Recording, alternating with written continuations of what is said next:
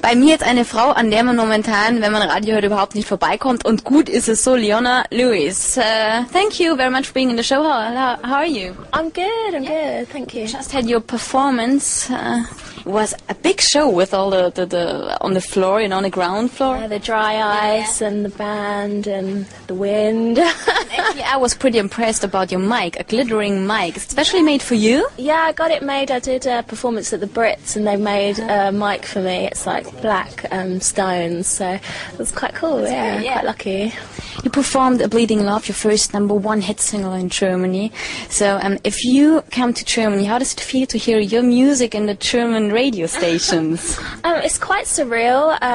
It's really exciting because it's great, when you hear your music at home and then when you go abroad, like I was in the car and I heard it come on the radio and I was like, oh my gosh. So it's, I know, it's quite surreal, but it's wonderful and, everyone's been so supportive. So big thank you to all of the people that's been supporting me. You were #1 for a couple of weeks, and now there is a new #1 in Germany, the Schnuffelhase. You know that song? No, I don't. It's so funny because originally it's a ringtone. So how does it feel to be a #2 after a ringtone and a bunny? That's the days we're living in. Something is wrong with the charts, right? If a ringtone is #1, or I guess it's whatever entertains people, and if people like it, then they're gonna get it. So maybe he could be your supporting act during the tour, the Schnuffelhase. Yeah, wünsche ich mir davon. You never know. That's right. Bleeding Love is on your debut album, Spirit. So how would you describe this album? Spirit is a collection of it's got a lot of those big kind of powerful ballads and more edgy stuff like Bleeding Love, but it's quite love orientated and there's quite a positive message throughout it, and it's very song based and very very melody driven. What would you say when's the best situation for listening to it? I'm always listening in the evening, and if I'm lying on my sofa, when's the best situation for that? What would you say? I think you can listen to it anytime. There's songs for any occasion. There's songs for when you're feeling down and you need like a pick-me-up. There's songs that you can listen to driving in your car. There's songs you can listen to when you're getting ready to go out. So anytime? Yeah, any time of day. It'll be fun. And I guess the people are listening to it anytime because this album is the most successful album in the UK charts history. That sounds scary. So how does it feel? What did you think when you heard that for the first time? It was unbelievable. A real honour. I got a Guinness Book of World Records for it. Got like a little plaque at home, so I was well proud of that. The next thing will be Footprints in the Sand, right? Yeah, the next single I'm releasing in conjunction with Sports Relief, who raise money for the world's poorest countries. That's the reason for this video. I saw this black and white video. Yeah, it's quite a simple video, and it just portrays like different issues that are going on around the world, and hopefully we can all kind of come together. And they're doing a big sports relief night on the 14th of March. I'm also releasing it in as a double A side with Better in Time. So there's 2 songs. Okay. So just a few sentences about the X Factor. I just have to explain to the audience. Diese Frau hat eine Castingshow gewonnen. Der beste Beweis, dass Castingshows eigentlich doch ganz gut sein können. So you're the winner of the casting show, the X Factor. But actually, normally after winning such a show, we're used to get the album of the winner 1 week later. So it's already done. Everything is fine. You took your time. It's almost over a year. Was this time necessary to find your own style, or why did it take so long? Well, I've been doing music all my life, and I'd be in the studio whenever I could and record demos, and I knew that you need more than a few weeks to create an album and create a sound, and I wanted to get it right. It's going to be my first album, and I hopefully wanted it to set me up to do many more albums to come, and I think it just needed that time, and luckily we took that time and it came out the way it did.